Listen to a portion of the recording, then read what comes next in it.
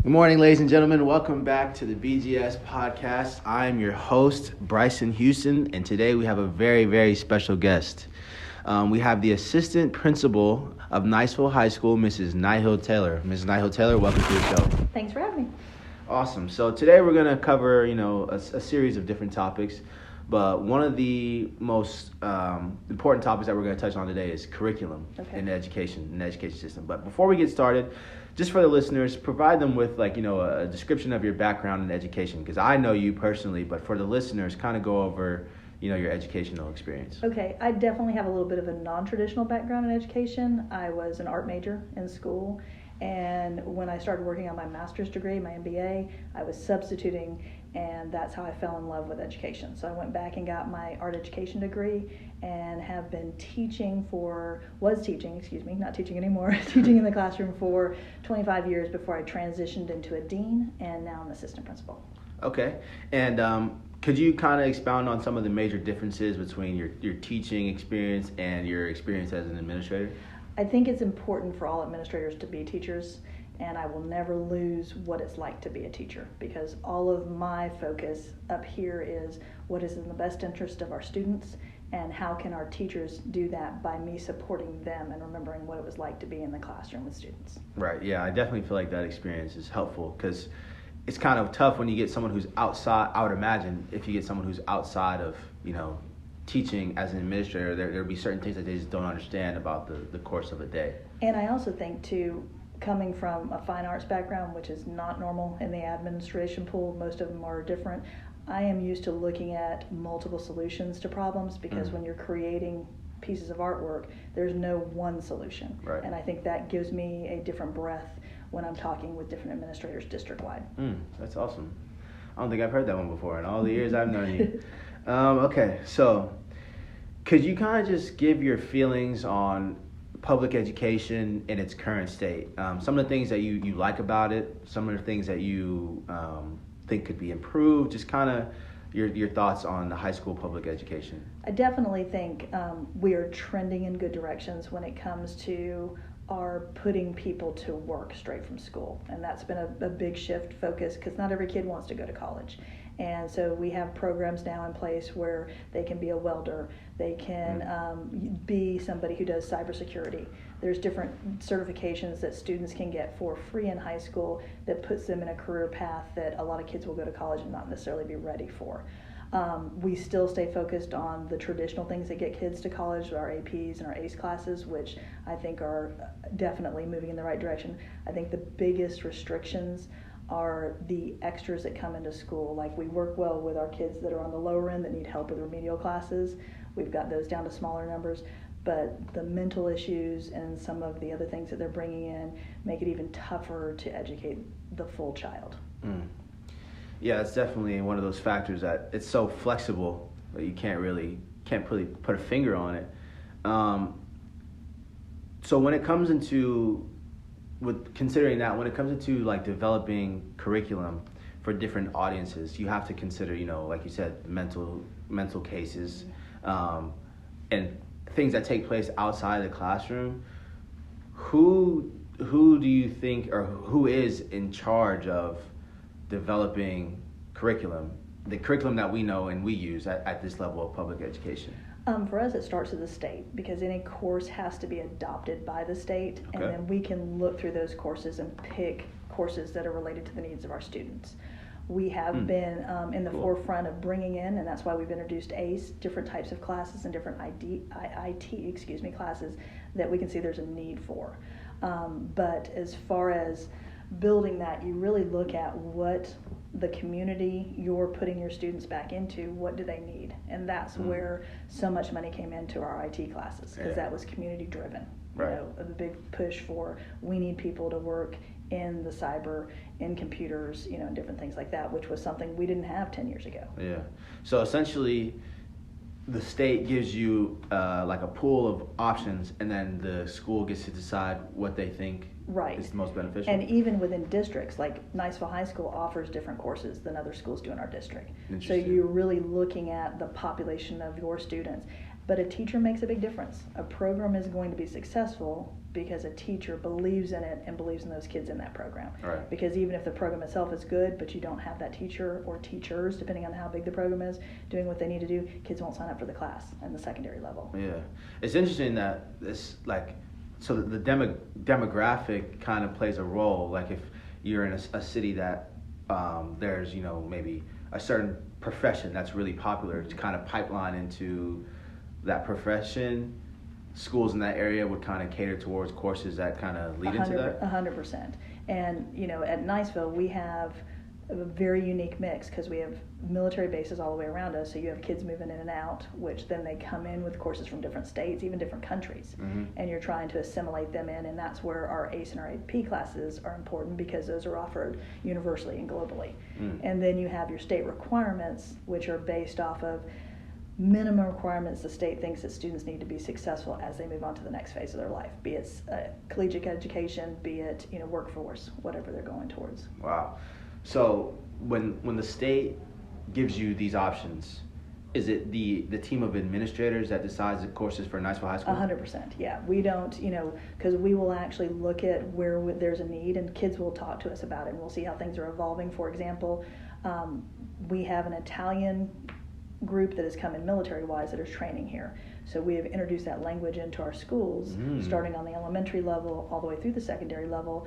So then those Italian children have a way to communicate with our kids. Wow. And some of their culture, because they're only here to train and then they're going back to Italy. So then some of their culture is here and they can share it more readily. So that's one example. With some of our ACE classes, like Global Perspectives, for example, we're looking at trying to make our students more globally aware of different things that are going on because they want to go into international studies or something like that in college. Wow. That's really interesting. One of the things that I've kind of found to be common among, whether it be people or businesses, corporations that are successful, is that they're always adapting and they're always trying to be ahead of the curve. So that makes sense. That's just like, I mean, I might be biased, but I think that Niceville is kind of regarded as one of the best schools in the area, if not the state. Even the nation, if I want to brag. Yeah. So it makes sense that behind the scenes, you know, you guys are always trying to stay ahead of the curve. Because, not to kind of caveat, but I remember playing football at Niceville with Coach Hicks. And obviously he was a pretty successful career, but I think that what separated him is that he was always trying to find a way to be better. Yeah. Always searching out resources when he could have kind of, or he shouldn't have, but some people could have thought like, wow, take your foot off the gas a little, you know, just kind of relax. You've done enough.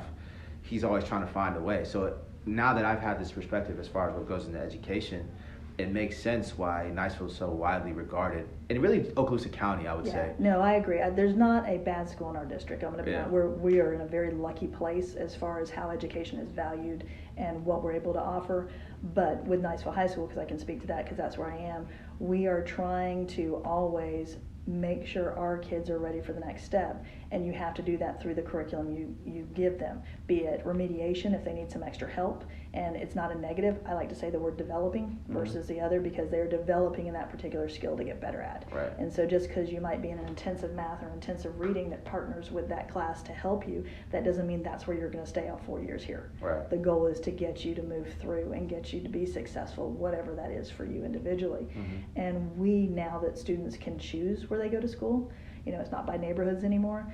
It definitely, I think that's why we have so many people nationwide that when they move here, they want to come to Niceville High School because of the curriculum we offer and because it isn't stagnant, because it is constantly evolving and fluid, you know, and that's our intention. Not perfect. You know, we try some things and it doesn't work, and that's okay, and I think it's important to own that too. Yeah, that's huge, and I think that it's a reflection of the leadership to be able to survey what's going on in the communities around your school and realize that that's what you need to build your curriculum on.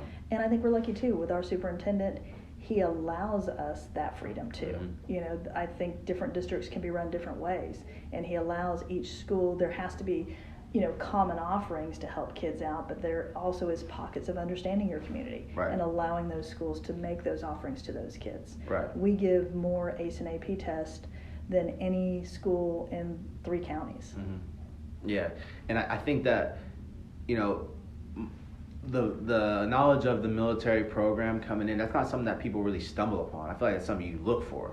So that shows me, and probably a lot of the general public, that the leadership is constantly seeking out ways, okay, how can we include everyone? How can we adjust our curriculum so that we create programs that help all types of people succeed, just new and innovative ways to stay on top, reinventing your idea of what you think the curriculum should be. Yeah, and I do our professional development here, and I am constantly looking to our teachers because they're forefronts in their specific areas to teach our school community. So if somebody comes across some kind of program that makes lesson plans easier or communicating with parents, I have them do that in their duty so that way they share it. Even though as secondary teachers we like to kind of run our own classroom, right. run our own kingdom per se, I think Niceville does a really good job of using the strengths of everybody within the building too, not just at the administrative level. That's awesome too. So, yeah, once again, I know you say that it's, it happens at all levels, but it kind of, in most organizations, it starts at the top. So it kind of shows that the trickle down to the leadership is there, whereas in some unsuccessful organizations, not talking about schools, the leadership disconnects. It doesn't trickle all the way down. Yeah, when there's a disconnection, things are going to go bad, right. For sure. And you have to be aware when that happens to be able to adjust it. Yeah. So going back to the pool of classes that the state offers that the schools get to pick from, do you know how often that's like revised or updated? Not, it's revised and updated, but not as often as I think maybe it could be. Okay. And I know that's probably a beast, and I know probably in Tallahassee they don't have as many people working in that particular area, but I know there have been times when we've gone to them and asked them, for example, that there should be an honors level in this particular class. Right. So can they please look at why there's not? Because sometimes just a regular class versus an AP class, a kid really needs to be somewhere in the middle. Right. And there's certain courses that don't have that. And that was, again, one of the reasons why we looked at ACE, for example, through Cambridge, because that was what it was for foreign language. There was a middle level course where it was either just regular Spanish or advanced Spanish. There was nothing in between. Right, and a lot of times those kids that are in the middle kind of just fall through the cracks. Yeah, because they need the least amount of attention. Exactly. In reality, they all need the same amount of attention. Yeah. And they get the least amount because you have the kids who are, like you said, need development. Right. And then you have the kids who are doing really well. And then the kind of kids in the middle who don't fall into either of those categories, just kind of just like, well, try to figure it out on their own. And if you don't challenge them, they're going to get bored. And if they get bored, they're going to cause problems. yeah, that's true. There's a whole other behavioral aspect on that as well. So with that being said, the way that, it sounds like there's a pretty good system intact as far as schools having the option to choose, trickling down from the state level to the district, the county level. But outside of that, do you think that there's anything that can be improved regarding curriculum development? There's always room for improvement. Okay. I think, for example, some of our testing, I think that it is valuable with data, but this year, for example, we didn't get as much with everything that's happening with COVID. I think a better test for high school students would be the SAT or the ACT versus a 10th grade English or an Algebra 1 or something like that. And I think if students aren't going in the college track, a better test for them might be their certificate training with their particular welding class or their IT class. Right. And I think that's where we could get better, most definitely, because data is important, but you don't want to have data that you don't really use. That's a really good point. And I think I've had that thought, but just didn't communicate like that. Because I always feel like, if you're doing something, it should be for a purpose, essentially, like working towards something. Mm-hmm. So if you know early on that maybe college isn't for you, like you said, offer those certifications. But it would make sense that if you're going to college to maybe make the ACTs and the SATs the standardized tests. Right. So that you just take them on schedule. You don't have to worry about missing, like the same way they have them in schools. I mean, they just still have them in schools, I believe. But. Well, we can only give the SAT to students for a non-grade, and what I mean by that is they haven't passed one of the state standardized tests, so they can use it as a concordance score. And every time we test a kid, it pulls them out of their natural curriculum. Right. And we ask our kids to take the most challenging courses to them, be that a regular, be it an honors, or be it an ACE or an AP. And if then we're pulling them out so many times for testing, mm-hmm. I just feel like it would be better served if that happened less and we trusted the teachers to know what kind of evaluations come from their pacing guides, from the district standards and things like that, as opposed to above and beyond testing above that. You've got to trust the people that are doing the right things, and if they're not, you got to help them. Yeah, that's interesting, because if you don't have that trust, it kind of affects more than just the two people involved in the interaction, with the trust and the trustee. And something else I kind of learned about in another one of my classes is about how trust it's not an action, it's a feeling. Yeah. Like you can't really tell, you can't gut. command someone to trust you. But it's really kind of overlooked how big trust is in successful organizations. Mm-hmm. Like that's kind of the foundation of a lot of things. Whether or not it's acknowledged, like, hey, I trust you, but there has to be that relationship, especially between, administrator, teacher. Right. Because it works towards the development of the student, which is the end goal, I would imagine. So on the other hand, what are some of the things that you like about the system that you have as far as curriculum, outside of being able to choose the courses that you think are important? I think it's important to find the teachers that are the right fit to teach the classes, for them to pass on their passion to the kids, and I think that's happening a lot of the time well here. I think it would be our positive. Programs grow not just because somebody has the knowledge, mm-hmm. but because they have the passion mm-hmm. to pass on that knowledge in a way that the kids find it interesting. And I think when your programs grow, you're doing something right. And I see that in a lot of our elective type courses for sure. Right. Or then even when kids are choosing in the course to take an extra class, our AP Stat program is something that's growing in math, which wasn't even offered back when you were here at school. Right. It's gone from one class of 25 to now 150 kids. Wow. So that teacher has introduced something that these kids want to step up and take that challenge for, and that they might not normally do that. So I think that's the good things that are happening. I think one thing, I'll just touch on it quickly, I think the increase in pay that has gone across the board from the governor is going to be a positive, because I think more people now will look at education as a viable option. Right. If they can make a salary starting off that they can live with, mm-hmm. hopefully we get more of the best and brightest. That's true, because unfortunately, education for a lot of people is kind of like a last resort. Yeah. And, they kind of, for lack of better words, get robbed financially, because, I mean, I know what a teacher does. Everybody doesn't have that perspective. I have a very small perspective compared to yours, but I just know that the things that they do, they deserve to get paid. And also, if you didn't have teachers, you wouldn't have the people who make the big money. Yeah, and I also want, for us to get some of the best and brightest to come into education and stay, we need your new ideas. Mm-hmm. We're far removed from college, right. Even though we try to stay in contact. And so my favorite part is when students come back, which I think is another thing, if you build those relationships, a positive, they'll come back and tell you what they're doing in their courses and how well they prepared they were or they weren't. Right. And that gives you feedback from numerous universities too. Right, that's huge. I think kind of one of the themes of this so far has just been evolution. Yeah. Evolution, innovation, because the same thing, I mean, people are just learning new things. Like some things that we learned maybe 20 years ago, it's obsolete. Right. So we kind of need we need to seek out these new ways to just continue to trend upward, if that makes sense. Yeah, and I think the last thing we are doing well when it comes to curriculum and education is that we are training our teachers and sending our teachers to trainings they want to go to. Mm. So if there is a course that they think they're interested in and there's a training that they can go figure it out, we're letting them do it. If there's something they want to work in a lab. And I think the fact that you're an educator for life makes you a better educator, that makes us a better educational system. Right, for sure. It's like you said earlier, being an educator is a calling more than it is a profession. So lastly, one of the last things I want to touch on before we conclude is you mentioned that this all starts at the state level. So as a citizen, what impact, if any, do I have or does the general person have on what goes into the development of curriculum? I think on the state level, who you elect in those positions is huge. Okay. I think you really need to look at somebody. Are they somebody that comes from an educational background, or are they somebody who's just using that position to get to the next position? Mm-hmm. And I'm not making a stance on it, I'm just being honest. Right, yeah. So I think you start there as a voter, an educated voter. But I think as a community member, if you have children in the school system, volunteer within those schools so you can see what's going on, because we do surveys every year.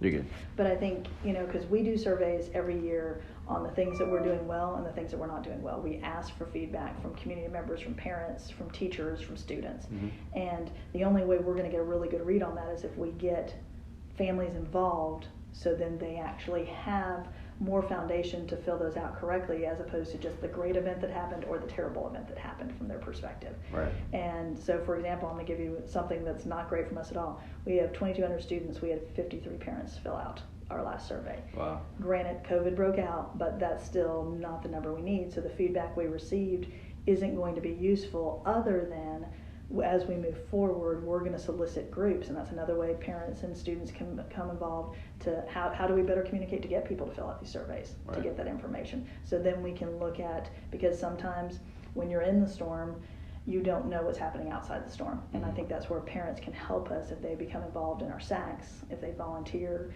if they do different, talk to your kids, right.